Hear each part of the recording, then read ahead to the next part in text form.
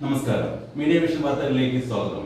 വർദ്ധിച്ചു വരുന്ന സൈബർ തട്ടിപ്പുകൾക്കെതിരെ പൊതുജനങ്ങൾ കൂടുതൽ ജാഗ്രത പാലിക്കണമെന്ന് കോഴിക്കോട് റൂറൽ പോലീസ് മേധാവി ഡോക്ടർ അരവിന്ദ് സുമാർ IPS അറിയിച്ചു. തട്ടിപ്പിനിരയായവർ ഉടൻ തന്നെ ടോൾ ഫ്രീ നമ്പറായ 1930 ബന്ധപ്പെടേണ്ടതാണ്.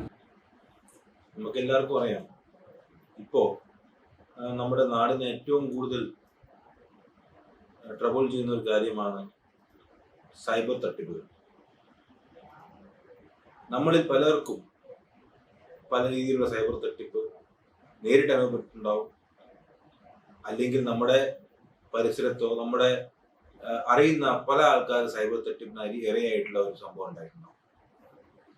ഇപ്പോൾ നമ്മുടെ സമൂഹത്തിൽ ഏറ്റവും വ്യാപകമായിട്ടുള്ള ഒരു തട്ടിപ്പാണ് ഫെഡെക്സ് കൊറിയർ എന്ന പേരിൽ വരുന്ന തട്ടിപ്പ്. അത് ബേസിക്കലി നമുക്കൊരു ഫോൺ കോൾ വരുന്നു.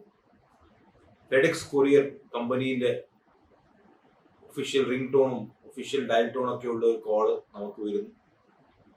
നമ്മുടെ അവിടുത്തെ ഒരു കസ്റ്റമർ കെയർ ആള് സംസാരിക്കുന്നു. അദ്ദേഹം പറയുന്നു, നിങ്ങളുടെ പേരിൽ ഒരു കൊറിയർ തായ്ലാൻഡിലേക്കോ തൈവാനിലേക്കോ പോവാൻ നോക്കുന്ന സമയത്ത് ആ കൊറിയറിൽ ഡ്രഗ്സോ കോൺട്രബാൻഡ് ഐറ്റംസ് എന്തോ കണ്ടുപിടിച്ചിട്ടുണ്ട്. നിങ്ങളുടെ പേരിലുള്ള കൊറിയറാണ്, നിങ്ങളാണ് അയക്കുന്നത് ഈ കൊറിയർ. അപ്പോൾ നിങ്ങളുടെ എഗൻസ്റ്റ് കസ്റ്റംസോ CBIയോ അല്ലെങ്കിൽ മുംബൈ ഡൽഹി പോലീസ് നടപടി എടുക്കുന്നുണ്ടായിരിക്കും എന്ന് പറഞ്ഞിട്ട് നമ്മൾ ആദ്യം ഒന്ന് പേടിപ്പിക്കും.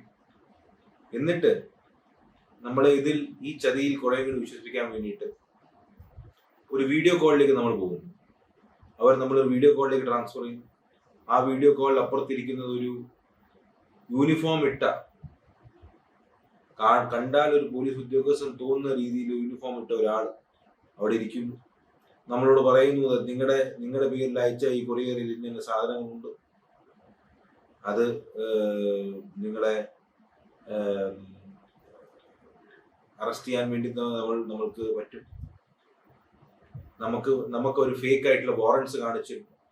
എന്നിട്ട് നമ്മളോട് പറയുന്നു, നമ്മുടെ ഫൈനാൻഷ്യൽ ഡീലിങ്സ് ചെക്ക് ചെയ്യാൻ വേണ്ടിയിട്ട് നമ്മുടെ അക്കൗണ്ട് ഡീറ്റെയിൽസ് നമ്മൾ കൊടുക്കണമെന്ന് പറയുന്നു.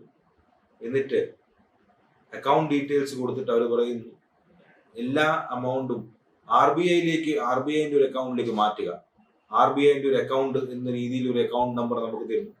നമ്മൾ ആ സമയത്ത് വാറന്റും പോലീസുകാരന്റെ വേഷവും ഒക്കെ കണ്ടിരിക്കുമ്പോൾ ഈ എമൗണ്ട് എല്ലാം ആ അക്കൗണ്ടിലേക്ക് മാറ്റും. അങ്ങനെ സംഭവിക്കുമ്പോൾ നമ്മൾ ആക്ച്വലി എമൗണ്ട് മാറ്റി കൊടുക്കുന്നത് ഈ പറയുന്ന ഫ്രോഡ് ചെയ്യുന്ന ആൾക്കാരുടെ അക്കൗണ്ടിലേക്ക്. നമുക്ക് നമ്മുടെ അക്കൗണ്ടിലുള്ള എല്ലാ തുക നഷ്ടപ്പെടുകയും ചെയ്യും. നമ്മൾ ആദ്യം മനസ്സിലാക്കുന്നത്, നമുക്ക് ഇങ്ങനത്തെ കോളുകൾ വരുമ്പോൾ നമ്മൾ ഇങ്ങനത്തെ ഒരു കൊറിയർ ഒന്നും അയച്ചില്ല നമുക്കറിയാം. ഒരു കൊറിയർ കമ്പനിയും അങ്ങനെ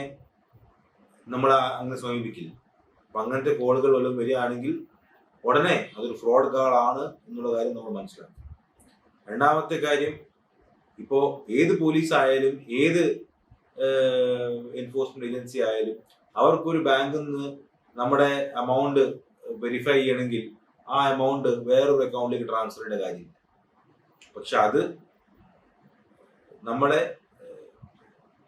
തെറ്റിദ്ധരിപ്പിച്ചിട്ട് നമ്മുടെ കയ്യിൽ നിന്ന് ഇങ്ങനെ കാശ് തട്ടിയെടുക്കാനുള്ള ഒരു അടവാണ്. അപ്പൊ നമ്മളത് പൂർണ്ണമായും മനസ്സിലാക്കണം. ഈ പറയുന്ന സൈബർ തട്ടിപ്പുകളിൽ ഏറ്റവും ജാഗ്രത നമ്മൾ പുലർത്തിയാലേ നമുക്ക് നമ്മുടെ ഹാർഡ് ഏൺ മണി നമ്മുടെ അടുത്ത് തന്നെ സുരക്ഷിതമായിട്ടുണ്ടാവുള്ളൂ. ആ കാര്യങ്ങൾ എല്ലാവരും പ്രോപ്പറായി മനസ്സിലാക്കുക. ഈ കൊറിയർ സർവീസ് ഫെഡെക്സ് എന്ന് പറയുന്ന കോളുകൾ വരുമ്പോൾ അത് ഒരു ഫ്രോഡ് കോളാണ്, അത് നമ്മുടെ പണം തട്ടിയെടുക്കാനുള്ള ഒരു എഫേർട്ടാണെന്ന് ഇന്നും കൂടി നമ്മൾ മനസ്സിലാക്കുക. Thank you.